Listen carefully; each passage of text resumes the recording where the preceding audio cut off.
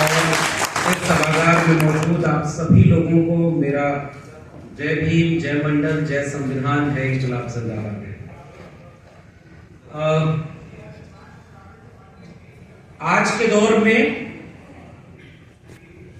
सबसे महत्वपूर्ण सवाल जो राष्ट्र का सवाल होना चाहिए, जिस पर ये सेमिनार रखा गया है, विषय जो इसका है वो कास्ट सेंसस, सामाजिक न्याय के लिए जाति जनगणना क्यों जरूरी है।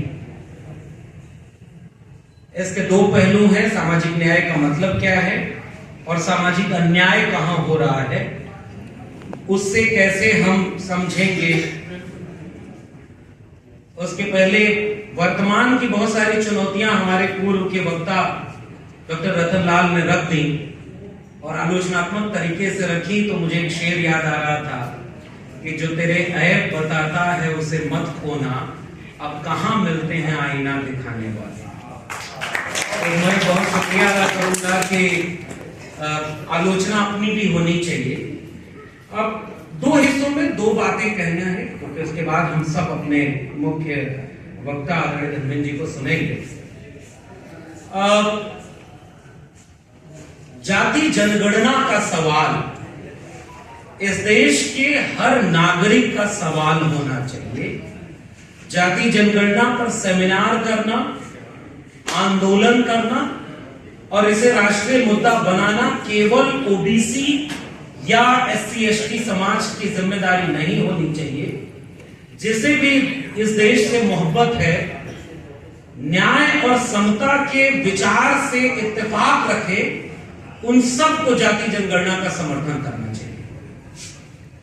क्योंकि जाति जनगणना का अर्थ केवल जातियों की गिनती नहीं है, ये इस राष्ट्र के बनने की प्रक्रिया में हम कितना अब तक पहुंचे, कितना सफर किए हैं और उस सफर में कितनी मुश्किलें आई हैं और कैसे उन मुश्किलों को दूर करेंगे, उस पूरे परियोजना का नाम है जाति जनगणना।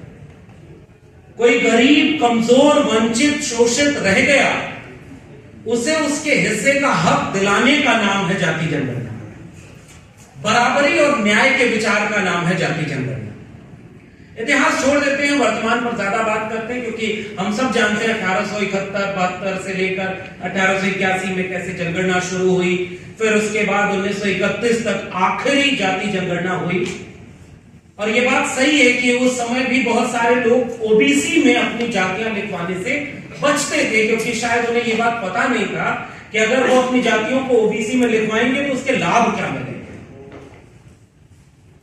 लेकिन आखिरी आंकड़ा 1931 का ही है। 1941 में जनगणना हुई, लेकिन उसके आंकड़े संकलित नहीं हो पाए, वो आज भी पब्लिक डोमेन में नहीं है।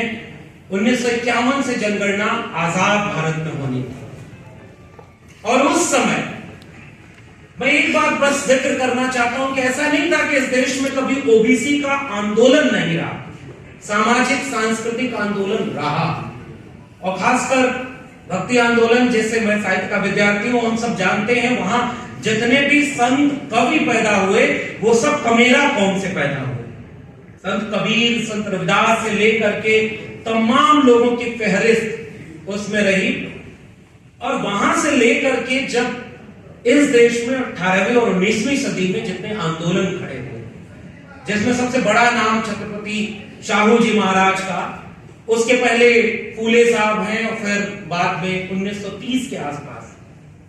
ये बात कहना कि ओबीसी का आंदोलन नहीं रहा, ये अनुचित है, अधूरा है।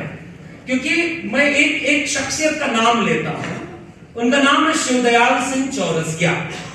पिछले दिनों उनके बारे में और बहुत अध्ययन किया, मुझे कार्यक्रम में बुलाया गया था। उनके ऊपर किताबें ही नहीं। हालांकि ओबीसी जो इस देश की आधी आबादी अपने को कहता है, वो अपने नायकों को नहीं सहेज पाया, ये आलोचना जायज है। आज भी शिवदयाल सिंह चौरसिया पर मुकम्मल काम नहीं हो पाया। पता चला कि वो काका कालेलकर कमीशन के भी मेंबर रहे, साइमन कमीशन के सामने उन्होंने प्रस्ताव रखा था। और इतिहास कैसे बनता है आप इसको समझें। साइमन कमीशन का विरोध इस देश के इतिहास की किताबों में पढ़ाया जाता है कि उसमें कोई भी भारतीय शामिल नहीं, इसलिए इसका विरोध किया जा रहा है। जैसे शिक्षा व्यवस्था, उसका विरोध किया जा रहा था कि मैकाले क्यों ऐसी शिक्षा व्यवस्था ले आया। लेकिन एक दूसरा इतिहास है कि उसी अंग्रेजी माध्यम की शिक्षा व्यवस्था और मॉडर्न स्कूलों को इसी देश के कुछ लोग स्वीकार कर रहे थे, स्वागत कर रहे थे। उसमें सबसे बड़ा नाम महात्मा फूले का है। और उसी तरह से साइमन कमीशन का स्वागत करने वाले लोग इस देश में थे कि भाई ये इस देश को पढ़ने आ रहे हैं कि यहां कौन हाशिए पर रह गया। उसमें काका कालेलकर कमीशन के सदस्य शिवदयाल सिंह चौरसिया, एक फैक्ट देखिए, उन्होंने शुरुआत अपनी की आदि हिंदू सभा से। वो आदि हिंदू सभा के बड़े नायक थे और उस समय किस्सा उनकी एक किताब है पतली सी, उसमें मिलता है कि जब वो आदि हिंदू सभा का सदस्यता अभियान चला रही थी, ये बात 1925 से 30 के बीच की है, 1925 से 30 के बीच की। और वो कुछ लोगों के पास गए, मैं जाति का नाम नहीं लूंगा, आप समझ जाएंगे मैं किसकी बात कर रहा हूं। उन्होंने कहा कि इसकी सदस्यता लीजिए, तो सामने से जवाब आया कि आप, मैं हिंदू थोड़े हूं, हम तो आर्य हैं, हम श्रेष्ठ हैं। वो किस्सा बताता है कि शिवदयाल जी उसी समय आदि हिंदू सभा का पूरा अभियान छोड़ते हैं। वो ये कहते हैं कि कल तक तो हमें लगता था कि आप भी हिंदू हो, हम भी हिंदू हैं, लेकिन जब आप अपने को हिंदू नहीं मानते तो हम अपने को हिंदू कैसे माने। और उस समय जो संगठन बनाया उसका नाम बैकवर्ड क्लासेस लीग था, यानी बैकवर्ड लोगों का संगठन शिवदयाल सिंह चौरसिया। और उस समय बिहार में त्रिवेणी संघ बना, वही 1930-40 का दशक। और त्रिवेणी संघ का नारा आप सोचिए ना, और बाद में अर्जक संघ बना, और ये सारा ओबीसी लीडरशिप थे। लेकिन उनके स्लोगन क्या थे कि जिसमें समता की चाह नहीं वह बढ़िया इंसान नहीं, समता बिना समाज नहीं, बिन समाज जनराज नहीं। और उसके स्लोगन कुछ तो बहुत रेडिकल थे कि जातिवाद की क्या पहचान करे, निजी जात की क्या पहचान, गिटपिट बोले कर, ऊंची जात की क्या पहचान, गिटपिट बोले करे काम, निजी जात की क्या पहचान, करे काम और सहे अपमान, जो जमीन को जोते बोए वो जमीन का मालिक होए, तमाम नारे थे। उन नारों में आप गौर करेंगे कि ओबीसी की लीडरशिप में चलने वाले पूरे सोशल मूवमेंट 90% कमेरा लोगों की बात करते थे। सबसे दिलचस्प ये मुझे आज तक समझ में आया कि हम आज तक एकजुट होने की बात करते हैं कि वो 90% हैं, लेकिन मूवमेंट में वो 90% थे। महात्मा फूले के यहां वो 90% पे लगा, डॉक्टर अंबेडकर के यहां वो 90% पे लगा, और जो ओबीसी का मूवमेंट आया उसमें भी 90% मिलेगा। उस इतिहास को आगे बढ़ाया, इसलिए ओबीसी का मूवमेंट रहा, लेकिन ओबीसी इस बात में कंफ्यूज रहा कि वो अपने को ओबीसी कहलवाए कि क्षत्रिय कहलवाए, इसलिए वो अपने इतिहास को सहेज नहीं पाया और वो मूवमेंट कमजोर हो गया। आज भी ओबीसी का कोई एक बड़ा नायक नहीं। डॉक्टर राम मनोहर लोहिया उस जमाने में, कल्पना करिए कि उस समय जंग आजादी के समय किसन सोपा ने बांधी गांठ, पिछड़ा पावे 100 में 60, यानी आधी जाति जनगणना उस समय डॉक्टर राम मनोहर लोहिया के सामने थी कि पिछड़े की 100 में 60 आबादी होनी चाहिए। हालांकि वो पिछड़ेपन का आधार थोड़ा व्यापक मानते थे, लेकिन ओबीसी के साथ दिक्कत ये थी कि उसने अपने इतिहास को सही जाना। अब मैं एकदम कंटेम्पररी कुछ तिथियां गिनाता हूं, उससे आप समझें। वो बात का दौर आया मंडल आंदोलन का, और उससे जाति जनगणना का सवाल और सामाजिक न्याय का सवाल सीधे जुड़ता है। पहली तारीख है 5 अगस्त 1990, उसके बाद 6 अगस्त 1990, 9 अगस्त 1990, 13 अगस्त 1990 और 15 अगस्त को लाल किले की प्राचीर से विश्वनाथ प्रताप सिंह का भाषण होता है। आज भी पॉलिटिकल एनालिस्ट ये कहते हैं कि सरकार बचाने के लिए मंडल लागू किया गया था। विश्वनाथ प्रताप सिंह सरकार बचाने के लिए मंडल कमीशन की एक सिफारिश की घोषणा कर देते हैं। कोई ये इतिहास क्यों नहीं बताता कि उस समय की संयुक्त मोर्चा की समाजवादी और अंबेडकरवादी लोगों की साझा सरकार जो थी, उसके चुनावी घोषणा पत्र में था कि अगर हमारी सरकार बनेगी तो मंडल कमीशन लागू करेंगे। तो अगर चुनावी घोषणा पत्र में जो बात है उसको अगर कोई लागू कर रहा है तो सरकार बचा रहा है, और कोई बाद में पॉलिटिकल वेंडेटा के तहत बहुत सारे काम करे और वो राष्ट्र का काम हो जाता है। अब एक तिथि जोड़ता हूं मैं इससे, और इस कंट्राडिक्शन को समझिए, क्योंकि ओबीसी के सामने सबसे बड़ी चुनौती जो है वो कैसे उनके अपने भीतर से पैदा की गई। उस समय तक 15 अगस्त 1990 तक मंदिर का पूरा आंदोलन विश्व हिंदू परिषद का आंदोलन था। मुझे नहीं पता कि आप लोगों में से कितने लोगों ने ये किताब पढ़ी होगी या ऐसे और भी मंडल कमीशन जितनी किताबें हैं। 25 सितंबर 1990 के पहले वो एक संगठन का आंदोलन था पालमपुर में अधिवेशन होता है और वो अधिवेशन ये कहता है कि उस अधिवेशन में पहली बार एक पॉलिटिकल पार्टी कहती है कि अब इस मंदिर का आंदोलन हम करेंगे, राजनीतिक सवाल बनाएंगे। और जैसे ही मंडल कमीशन की एक सिफारिश लागू हुई थी, 40 में से एक, 25 सितंबर 1990, 1.5 महीने भी नहीं गुजरा, रथ यात्रा शुरू हो गई थी। हरियाणा का चुनाव हो रहा था, जाति जनगणना का विरोध करने वाले प्रधानमंत्री वहां अपनी जाति बता रहे थे। पता नहीं आपने वो भाषण सुना कि नहीं। मैं ओबीसी हूं और हमारे हरियाणा के मुख्यमंत्री भी ओबीसी हैं, हमें इसलिए गालियां दी जा रही है क्योंकि हम ओबीसी हैं। नहीं, आप उस समय उस रथ यात्रा के संचालक थे जो मंडल के विरोध में कमंडल की यात्रा निकली थी। इसलिए आज आप ओबीसी बनने का ढोंग कर रहे थे। तब तो वो अपनी जाति को ओबीसी लिस्टेड भी नहीं कर पाए थे। बाद में मुख्यमंत्री हुए तब उन्होंने अपनी जाति को लिस्टेड किया। तारीखों को मैं क्यों याद दिलाना चाहता हूं, इस तथ्य को गांव तक पहुंचाना जरूरी। 1.5 महीने के भीतर मंडल आंदोलन के खिलाफ सबसे बड़ी साजिश की गई, मंदिर और कमंडल का आंदोलन खड़ा कर दिया गया। उसके बाद क्या होता है, पूरा मामला कोर्ट जाता है। मैं चंद तारीखें और पढ़ूंगा, बहुत वक्त लेना जायज नहीं है, मुनासिब नहीं है, लेकिन फिर भी मैं वो तारीख पढ़ना चाहता हूं कि अंत में हुआ क्या। ये जो पूरा मंडल कमीशन की सिफारिश जब बनी, आगे आई, और उस समय पहला काका कलेक्टर कमीशन बना था। उस कमीशन की सबसे बड़ी बुनियादी दिक्कत यह थी कि वो पिछड़ेपन को जाति के आधार से नहीं मानता था। सबसे बड़ी दिक्कत काका कलेक्टर कमीशन की थी, वो कह रहा था जाति के अलावा कोई टूल डेवलप करना चाहिए। और पिछड़ेपन में महिलाएं भी शामिल है, बहुत दिक्कत है, वो नहीं लागू हुई, एक तरह से ठीक भी हुआ, वरना मंडल कमीशन जैसी मुकम्मल दस्तावेज नहीं तैयार होता। ये सबसे महत्वपूर्ण बात है। तारीखों को अगर आप गौर करेंगे तो आप तारीखों को, चंद तारीखों को पढ़ रहा हूं, ओबीसी को पता ही नहीं कि उनका हक खाने वाले लोग किस लिबास में आते हैं। आज भी वो लिबास में आते हैं कि धर्म खतरे में। धर्म तो दिल का विषय है। बार हम लोग साहित्य के विद्यार्थी हैं, महात्मा कबीर बहुत पहले लिख गए कि मोको कहां ढूंढे रे बंदे, मैं तो तेरे पास में। कस्तूरी कुंडल बसे मृग ढूंढे बनवाए, ऐसे घट घट नाम है दुनिया देख रहे हैं। और आज पॉलिटिक्स किसके नाम पर हुए, तारीखों को गौर करिएगा। 8 अगस्त 1991 को, उसके पहले जब वो लागू नहीं हो रहा था, सरकार गिर गई। और ये भी देखना चाहिए कि मंडल लागू करने के बाद समर्थन किसने वापस लिया। रथ चला था राम के नाम पर, तो इतिहास याद रखना, राम के रथ को रोकने का काम 2 लव और कुश ने किया था। एक का नाम था लालू प्रसाद यादव, दूसरे का नाम था मुलायम सिंह यादव। इन दोनों ने, और तारीख भी देखिए, 23 अक्टूबर 1990 और 30 अक्टूबर 1990, उत्तर प्रदेश और बिहार में वो रथ रोका था, क्योंकि वो सांप्रदायिक रथ था और मंडल की लड़ाई हमेशा सांप्रदायिकता के खिलाफ हुई।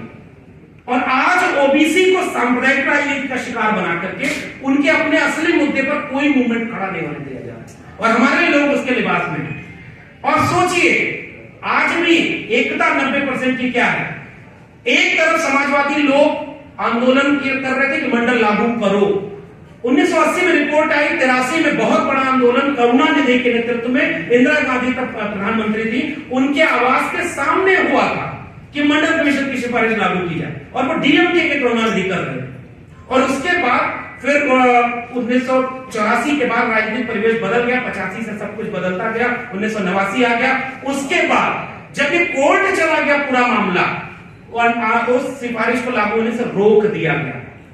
उसकी सिफारिश के लागू कराने के लिए माननीय कांशीराम जैसे लोग जितनी परिभाषाएं रतनलाल जी ने दी थी वैसे नहीं हुए थे। वो आंदोलन के शुरुआती नेता थे, उन्होंने आंदोलन का नारा दिया था, मंडल कमीशन लागू करो वरना कुर्सी खाली करो। और सैकड़ों रैलियां माननीय कांशीराम ने मंडल कमीशन को लागू कराने में की, इसलिए वो केवल दलितों के नेता नहीं थे। उसके बाद जब ये कोर्ट चला गया और मामला इसमें निदान नहीं मिल रहा था, 8 अगस्त 1991 को जंतर मंतर पर धरना देने वाले नेता का नाम था रामविलास पासवान। वो हनुमान नहीं बने थे किसी राम के। वो तब बिहार का नारा लगाया करते थे, गूंजे धरती आसमान रामविलास पासवान। एक बार सदन में उन्होंने खड़ा होकर कहा कि तुम जिसकी राजनीति करते हो, हम आगे नहीं पीछे हर जगह उनका नाम लगाते हैं, तुम हमसे धर्म की बात मत करो। और रामविलास पासवान वो लाठी खाते हैं, और उसके बाद मंडल रथ लेकर के निकलते हैं। उस नेता का नाम है शरद यादव। मधेपुरा से वो रथ निकला, बाकायदा उसकी लड़ाई लड़ी गई, चाहे वो लालू प्रसाद जी हो, आदरणीय नेताजी हो, उसके बाद शरद यादव हो, एक लंबी लड़ाई लड़ी। और तारीखों पर जरा गौर करिए, लेख लिखे जा रहे थे कि मंडल कैसे देश में आग लगा रहा है। 25 सितंबर 1991 को सरकार बदल गई और उसका बदलाव हुआ कि मंडल कमीशन की सिफारिश जो कर रही 27% लागू करने को, उसको बढ़ा देते, उसमें प्रकाश को भी शामिल कर देते। उसके बाद 16 नवंबर 1992 को इंदिरा साहनी का जजमेंट आता है और फिर लागू होता है 8 सितंबर 1993 को। और ईडब्ल्यूएस लागू करने में कितना दिन लिया था आप कल्पना करिए। जो कोर्ट से जीते, 9 जजेस की बेंच ने जो लड़ाई जीती, उसके बाद में मंडल लागू होने की लड़ाई करनी पड़ी।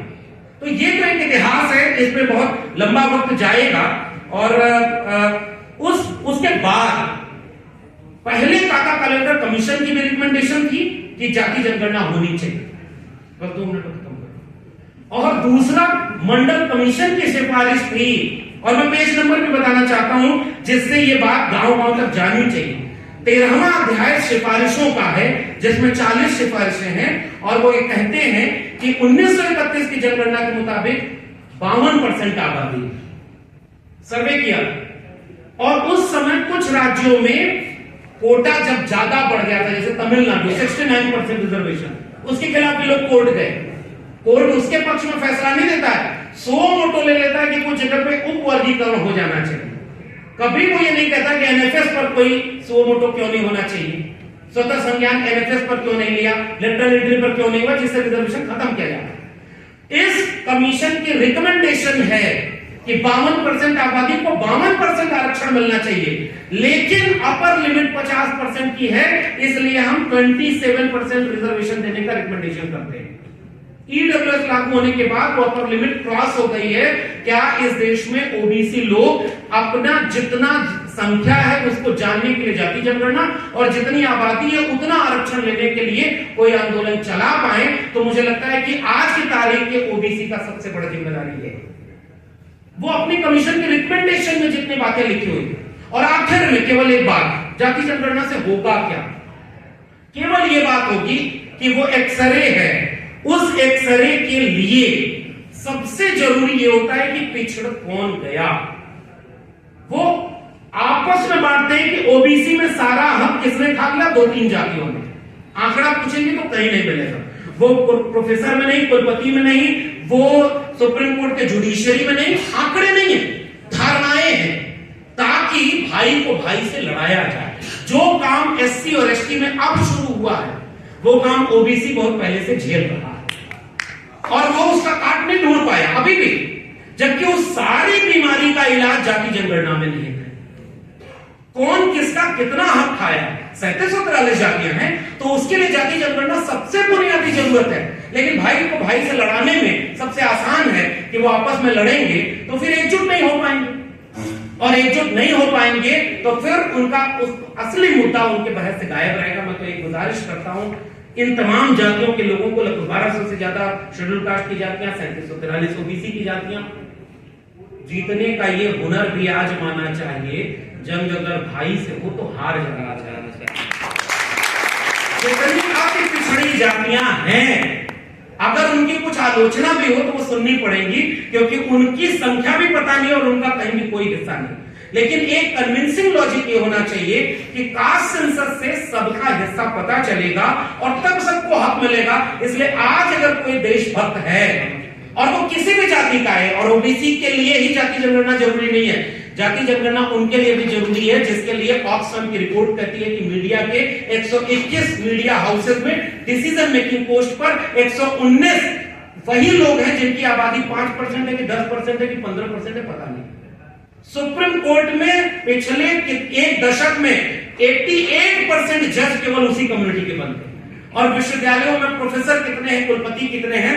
कल तक प्रोफेसर में था तो बोला करता था, अब तो प्रोफेसर नहीं हुआ, अब उस पर क्या ही बोलूं कि एक तरफ से उनकी आबादी सबसे ज्यादा है जो 10% है कि नहीं पता नहीं। इसलिए आज की तारीख में इस सेमिनार को मैं एक आगाज की तरह देखूं कि अगले 1-2 वर्षों में जाति जनगणना पर अगर हम सबसे बड़ा कोई जमीनी आंदोलन खड़ा कर पाए तो एक तरफ वो सांप्रदायिक राजनीति से, नफरत की राजनीति से देश को बचाएगा और दूसरी तरफ इस देश के कमेरा लोगों को हक और अधिकार दिलाएगा। और इसी से रास्ता है, मुझे उम्मीद है कि ये आज का कार्यक्रम उसके लिए आगाज बनेगा। बहुत बहुत धन्यवाद।